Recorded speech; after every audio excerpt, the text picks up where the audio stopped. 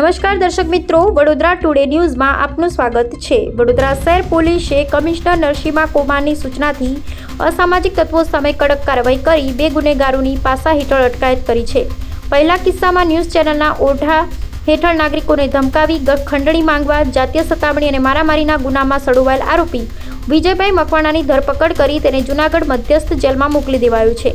જ્યારે બીજા કેસમાં હરિયાણાથી પોપકોર્નના બોક્સની આડમાં ટ્રકમાં ₹25.96 લાખથી વધુની કિંમતનો વિદેશી દારૂ ગુજરાતમાં ઘુસાડવાના ગુનામાં પકડાયેલ આરોપી સલીમ મુસ્લિમને અટકાયતમાં લઈ અમદાવાદ મધ્યસ્થ જેલ ખાતે મોકલી આપવામાં આવ્યો છે। કપુરાઈ પોલીસ સ્ટેશન દ્વારા બંને પાસા વોરંટની બજાવણી કરવામાં આવી છે। આવા જ તમામ લેટેસ્ટ અપડેટ માટે જોતા રહો વડોદરા ટુડે ન્યૂઝ।